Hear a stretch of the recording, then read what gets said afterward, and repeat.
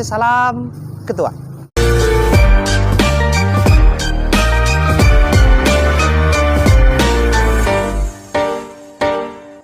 Salam untuk abang saya. Ini bang, kenapa saya kemarin itu kepingin sekali bertemu dengan seorang tokoh. Abang kan salah satu tokoh di Kabupaten Malang. Di Kabupaten Malang yang orang semua hampir tahu. Nah, mungkin selain itu ada sedikit perkenalan. Oke. Saya memang tokoh jadi-jadian. Keren. Jadi kalau dibilang saya memang lebih lebih senior ya. Mungkin Betul. itu kurang pas ya. Kalau lebih gemuk iya. Jadi memang Saya kurang gemuk. saya lebih berbobot daripada Mas Fauzi gitu. Jadi kalau pertama terima kasih sudah diajak ngobrol dengan Mas Fauzi yang kemudian ini menjadi silaturahim yang menarik. Kalau saya sendiri mungkin secara peran dan ketokohan masih jauh daripada apa yang disampaikan Mas Fauzi, tetapi mencoba untuk berkontribusi terhadap dinamika sosial politik dengan menjadi anggota Badan Pengawas Pemilu. Jadi kalau nama saya Alam, lengkapnya Abdul Alam Amrullah. Sekarang saya menjadi salah satu anggota Bawaslu di Kabupaten Malang.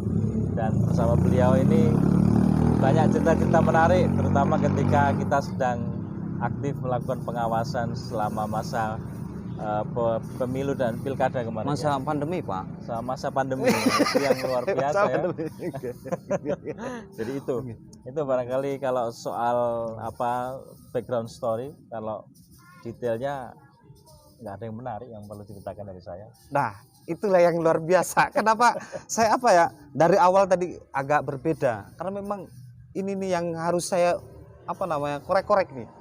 Kalau saya kan bebas nih, karena kebetulan di YouTube saya nanti barangkali saya juga diundang sama Bapak Alam, saya ya, juga nanti gantian ke Kepanjen. Takut saya kalau nanti kita yang jadi host. saya yang di ini ya. Oke. Selain itu Pak, karena saya melihat dari beberapa bulan yang lalu, bahkan hari ini kalau kita berbicara tentang Badan Pengawas Pemilu, artinya di pusat pun sudah sudah dilantik yang kemarin sudah perekrutan kan.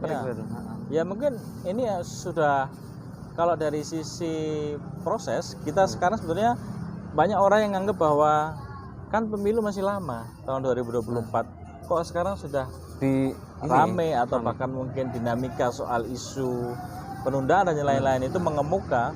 Kalau boleh saya berbagi, sebetulnya 2024 itu sudah dekat. Kenapa saya katakan dekat? Karena sebetulnya kalau pemilunya sendiri itu kan di bulan Februari, itu artinya awal tahun. Ini versi penyelenggara gitu? Versi penyelenggara. Dari sisi tahapan, sebetulnya kalau ditarik masa tahapan, waktu yang ada per hari ini itu sudah cukup dekat dengan proses-proses tahapannya. Sehingga dengan kemarin telah dilantiknya KPU RI dan Bawaslu RI yang baru, sekaligus kemudian dalam waktu dekat tahapan resmi akan ditetapkan, saya pikir itu menjadi momentum yang resmi bahwa memang pemilu dan pemilihan yang memang dilaksanakan serentak 2024 itu benar-benar menjadi gawe yang sudah dekat bagi kita semuanya. Dan kita memang sudah sangat mulai persiapan untuk tahapan itu. Oke. Nah, ini yang kawan-kawan di luar atau masyarakat yang di luar ingin tahu bagaimana pemilu sebenarnya sudah dekat. Kalau versi kita kan masih jauh karena memang kita bukan penyelenggara, sifatnya begitu. Nah, ada kemarin sedikit mungkin yang bisa dijelaskan, apakah benar yang pemilu ditunda? Karena itu menurut saya menarik gitu. Ya, kita kalau sebagai penyelenggara itu kan pelaksana aturan atau ketentuan, sehingga apapun yang terjadi dengan ketentuan yang menjadi regulator kita, maka kita akan melaksanakan. Kalau itu pun ditunda, maka itu berarti memang prosedur yang secara hukum telah selesai dan kita akan melaksanakan sebagaimana apapun yang putusan dibuat oleh pembuat ketentuan atau undang-undang. Tetapi kalau mengikuti ketentuan yang ada hari ini bahwa pelaksanaan pemilu memang dilaksanakan sesuai dengan jadwalnya, yang itu juga telah ditetapkan, dan saya pikir kita semuanya mafhum bahwa memang pemerintah juga telah menyampaikan secara terbuka bahwa tidak akan ada penundaan atau mungkin skenario-skenario lain di luar hari ini yang telah ditetapkan. Waktu pemilu 14 Februari persis hari Valentine, dan waktu pemilihan bulan November tanggal 27 2024. Sehingga saya pikir hari ini adalah waktu yang pas bagi kita untuk sama-sama ikut menjadi bagian bahwa tahapan pemilu dan pemilihan itu sudah benar-benar dekat, dan kalaupun nanti ditetapkan kemungkinan di bulan Juni itu merupakan bulan awal daripada tahapan dilaksanakan. Ya. Nah, kalau berbicara tentang pemilu, kalau kita flashback lagi ya Pak ya. Nah, flashback lagi bahwa yang kemarin, kebetulan saya ini angkatan corona Pak, tapi bukan saya. Ya, kita semua angkatan corona. Alumni corona juga. Ya? Alumni corona. Nah, itu artinya kan mungkin meminimalisir kondisi-kondisi yang seperti dulu ya, meskipun tidak menutup kemungkinan tetap ada prokes. Kalau dulu kan kita penyelenggara, misalnya saya waktu di salah satu tempat, misalnya di Singosari, itu 600 orang harus di itu dulu masih zaman-zaman swab Pak itu. Iya, namanya? Swab itu Pak. Nah, rapid test. Rapid test ya? Iya. Oh iya, rapid test yang diambil darahnya itu sangat, menurut saya waktu itu memang agak mencekam, tetapi kita dengan semangat yang luar biasa kita tetap berjalan, akhirnya melahirkan pemimpin di Kabupaten Malang gitu. Ya. Dan saya pikir nanti di 2024 pun kita juga tidak akan jauh berbeda ya, meskipun yang membedakan adalah sikap kita dan pengetahuan kita di dalam menghadapi situasi itu. Kita harus sadari bahwa sampai hari ini pun pandemi itu belum berakhir. Dan suasana terkait dengan antisipasi terhadap pelaksanaan pemilu yang dalam suasana Covid itu saya pikir masih menjadi skenario yang masih digunakan yang utama. Bahwa kemungkinan pemilu dilaksanakan dalam tetap masa pandemi, tetapi dengan kondisi yang mungkin jauh lebih siap. Kalau kita lihat di Pilkada 2020, kita pada posisi yang semuanya ada posisi yang secara tiba-tiba. Ya, selain tiba-tiba sama-sama asing terhadap pandemi itu. Betul. Sehingga kita benar-benar upayanya itu sangat kuat, upaya preventif agar tidak menjadi klaster ledakan yang memperparah kondisi pandemi. Dan saya pikir dengan progres hari ini bahwa kesiapan kita sebagai baik oleh pemerintah maupun masyarakat relatif, meskipun nanti tetap dalam pandemi, kemungkinannya kita jauh lebih siap untuk menghadapi pemilihan dan pemilu yang serentak di tahun yang sama itu. Cuma nanti yang perlu kita sadari, selain persoalan pandemi itu, ada persoalan tahapan yang kemudian pelaksanaan pemilu dan pemilihan yang serentak di tahun yang sama, meskipun bulannya itu berbeda Februari dan November, tetapi ada irisan tahapan yang mana itu butuh komitmen dan kerja yang tidak ringan, tidak hanya oleh penyelenggara, tetapi tentu komitmen masyarakat untuk sama-sama mensukseskan bahwa pergelaran pemilu dan pemilihan kita itu merupakan pesta demokrasi yang bisa saya katakan mungkin terkompleks dan terbesar di dunia. Karena nyaris tidak ada pemilu dan pemilihan yang diselenggarakan dengan sedemikian magnitude atau besaran daripada pelaksanaan yang kompleks itu seperti di negara kita Indonesia itu. Itu yang. Nah, bicara tentang pemilu, masih tentang pemilu ini yang akan ke depan. Adakah kemudian dari Bawaslu maupun mungkin sedikit tentang KPU ya, atau karena ini KPU dengan Bawaslu ini sama kan? Ya. Nah sama, jadi adakah kemudian mengimbangi digitalisasi gitu? Karena kalau melihat saya itu selama ini dari tahap ke tahap, dari fase ke fase itu masih ada yang manual gitu loh Pak. Ada nggak kira-kira kemudian misalnya saya nyoblos pakai fingerprint misalnya gitu? Ya, itu topik ataupun bahasan yang seringkali kemudian muncul ya, selalu dan menjadi ya apa namanya usulan ataupun inovasi yang harus juga menjadi bagian penting dalam pelaksanaan pemilu. Tetapi yang saya perlu kita pahami bersama, sesungguhnya proses pemilu yang kita miliki sejak tahun ya 2 periode yang terakhir, entah itu di pemilu 2014 dan di pemilu 2019, sebenarnya apa namanya digitalisasi itu sudah menjadi bagian yang sudah ada, meskipun dalam konteks itu adalah dalam bentuk ya bagian daripada infrastruktur atau sistem yang digunakan untuk membuat kerja-kerja itu lebih efektif. Mungkin kalau kita kenal teman-teman di penyelenggara KPU ada SIDALE, sistem daftar pemilih, ada yang sering ngeblank itu.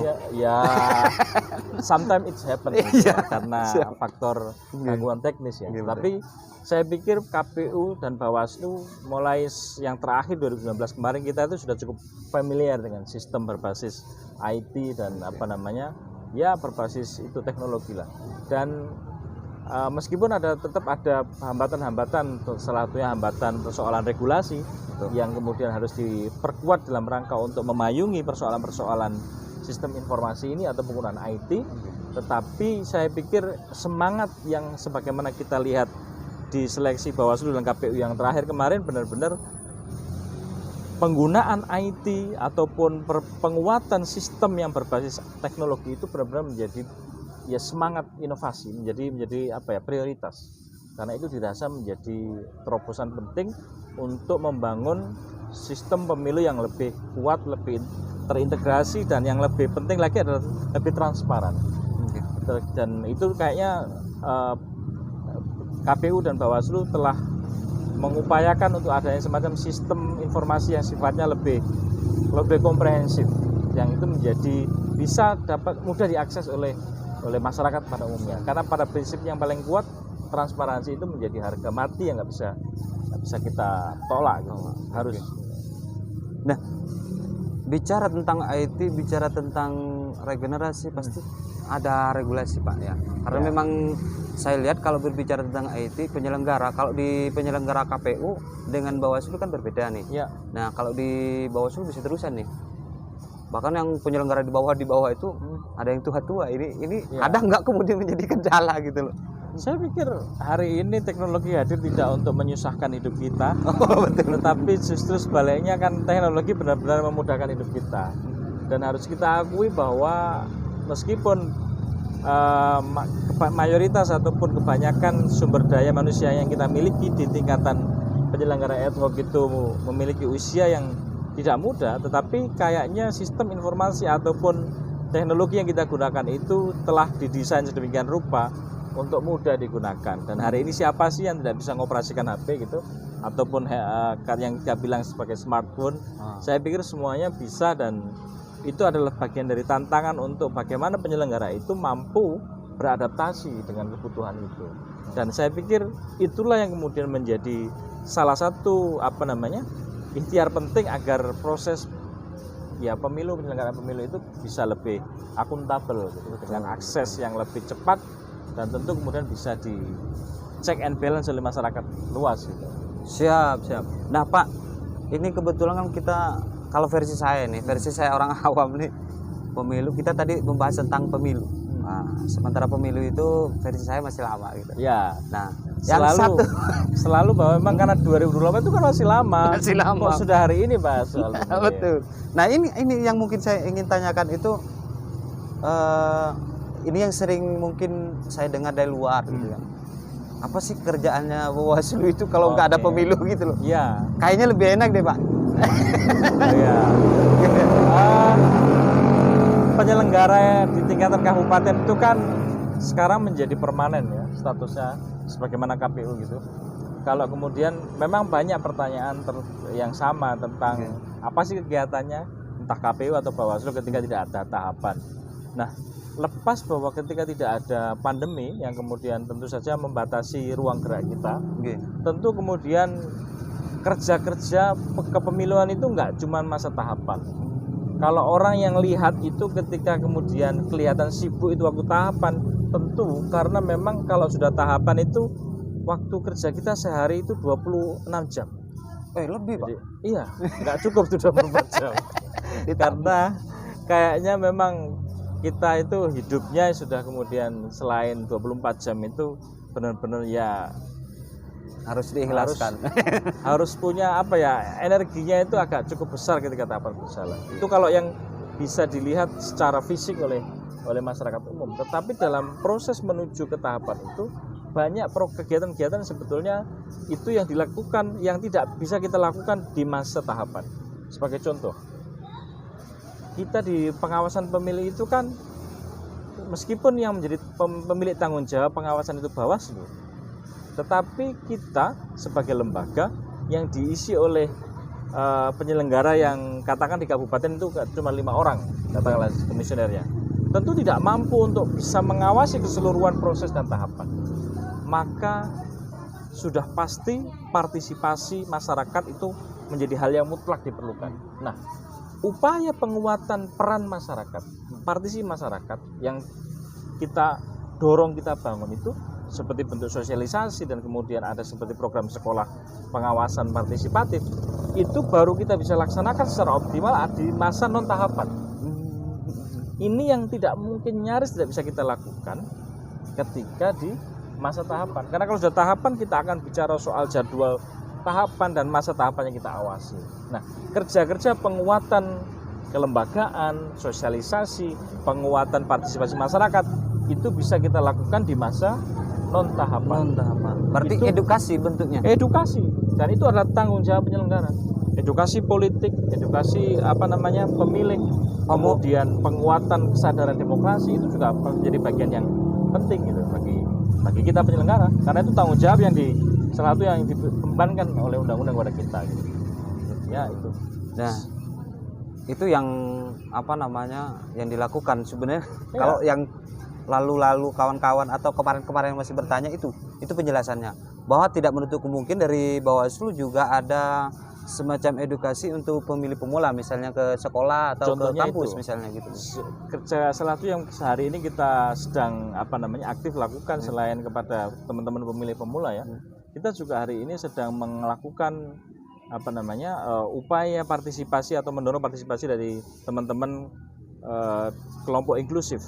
Inklusif. Salah satunya adalah kelompok penyandang disabilitas. Yang itu kita dorong supaya tidak hanya sekedar partisipasi politik dalam memilih, tetapi juga menjadi bagian penting di dalam proses penyelenggaraan. Kalau bahasa sekolahnya itu yang mengambil peran kepemimpinan, supaya mereka juga sadar akan hak politik, hak sipil, dan tentu saja kesadaran ini tidak hanya perlu ditumbuhkan daripada teman-teman kelompok penyandang disabilitas, tetapi juga kepada masyarakat, kepada keluarganya, bahkan yang lebih penting lagi kepada penyelenggara. Kenapa? Maka kita sedang mencetak buku. Judulnya adalah kesadaran disabilitas untuk pemilu yang inklusif. Arti penyelenggara. Jadi yang kita akan dorong kuat adalah kesadaran disabilitas dari penyelenggara. Bahwa hari ini kita itu secara regulasi itu sudah sangat pro terhadap kelompok-kelompok masyarakat inklusif, termasuk soal penyandang disabilitas. Bahkan dukungan fasilitas di dalam proses pemilihan itu sudah ada ketentuannya. Tetapi hal itu saja kita rasa tidak cukup manakala penyelenggara tidak memahami makna penting daripada partisipasi kelompok disabilitas itu. Betul. Karena kemudian kalau tanpa ada kesadaran itu, maka belum tentu mampu memberikan pelayanan yang terbaik. Karena tidak ada kesadaran. Itu kerja-kerja yang mungkin kelihatannya senyap, tidak terlihat oleh masyarakat, tetapi sesungguhnya adalah kerja-kerja yang memang bisa kita lakukan di luar masa tahapan. Yang orang tanya-tanya ini Pak ya? Ya mungkin orang-orang bertanya, tapi itu termasuk saya loh Pak. Itu sah dan harus ditanyakan. Betul. Sebagai bagian daripada jabat publik yang diamanatkan undang-undang, kita perlu untuk memberikan pertanggungjawaban terbuka tentang apa yang kemudian sudah kita lakukan dengan beban atau tanggung jawab yang diberikan kepada negara. Siap. Nah, kawan-kawan, itu ya sudah dijelaskan sangat detail sekali bahwa serius sekali ya. Sangat serius itu. Nggak apa-apa. Ini minum dulu. Sambil minum. Nah, Bang, Kalau tadi kita bicara tentang pemilu, saya sedikit ingin tahu kenapa sih Bapak sendiri atau abang saya ini sendiri mau ke Bawaslu gitu loh? Ya. Kenapa? Dari yang mungkin yang pernah saya tahu dari tempat ini kok sampai jatuh cintanya ke Bawaslu gitu. Oh ya. Kok nggak ke tempat-tempat yang lain? Padahal kalau Bawaslu itu kalau pas hari regulasi sudah berjalan luar biasa. 20 berapa tadi? 26 ya? itu guyonannya ya. Iya, 26 jam itu guyonan karena memang kita alami sendiri. Kalau teman-teman mungkin Mas Fauzi juga ketika masih di Panwascam bahwa kalau udah masa tahapan itu sudah kita lupa bahwa jam itu apakah pagi atau malam itu sewaktu-waktu bisa kita dituntut untuk memberikan update kerja-kerja kita gitu, dan itu menjadikan kita kemudian merasa bahwa ketika masa tahapan benar-benar kita sibuk sekali. Nah, kalau soal pertanyaan Mas Fauzi itu jawabannya ada dua. Nah, ini. Jawaban yang pertama itu yang guyonan tapi koyoke serius. Oh ya. Yang kedua ini serius toh. Ya. Ini santai Bang, bisa Ya. duduk santai kok ya. Jadi yang jawaban yang pertama guyonan tapi serius itu ya nyambut gawe Mas. Oh iya. Realistis ya. Pak Koregu. Iya, ini adalah urusan hajat hidup. Hajat hidup dapur. Oh iya, Ya. siap perdapuran. Ya, kita tidak memungkiri bahwa itu adalah proses yang terbuka, kita mengikuti seleksi, dan di mana kemudian peseleksi itu ada yang terpilih, ada yang tidak. Ya. Itu guyonan tapi serius. Serius juga itu. Iya, serius juga. Itu pertama. Yang kedua, kalau boleh saya pinjam bahasanya Pak Toto Haryono, senior kita bersama di Bawaslu. Salam. Salam Pak Toto. Beliau selalu bilang bahwa Bawaslu atau penyelenggara pemilu itu adalah salah satu institusi anak kandung reformasi. Yang proses reformasi itu didorong oleh aktivis gerakan mahasiswa.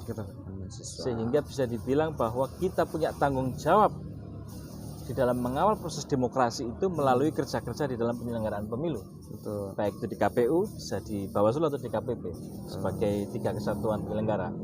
Maka menjadi bagian dari penyelenggara itu seperti saya di Bawaslu hari ini merupakan yaitu bagian daripada kerja-kerja demokrasi yang tentu saja tidak hanya bicara soal bagaimana pelaksanaan pemilu itu bisa berjalan baik secara prosedural, tetapi juga memastikan mengawal bahwa proses demokrasi ini menghasilkan pemimpin-pemimpin yang terbaik. Ujung-ujungnya apa? Kalau pemimpin-pemimpin yang terpilih terbaik, maka kita berharap bahwa keadilan sosial bagi seluruh rakyat Indonesia itu dapat tercapai. Ya mungkin ini kalau senior begini. Kalau saya kayak ini kan ajaran senior kita kan. Kita internet kita kita jadikan pegangan bersama. Betul. Nah, kawan-kawan, rasanya sudah cukup. Apa perlu disampaikan? Mungkin ada penyampaian. Kalau menurut saya ini ada hal yang kemudian yang harus disampaikan terlepas dari mungkin tadi penyelenggaraan pemilu dan lain sebagainya, mungkin sisi edukasinya Pak terhadap masyarakat yang masih bertanya, oh Bawaslu itu bekerjanya hanya hari ini saja, oh Bawaslu itu bekerjanya pas ini saja, kan begitu. Terus kemudian yang harus diketahui bahwa terkait dengan isu-isu yang kemarin yang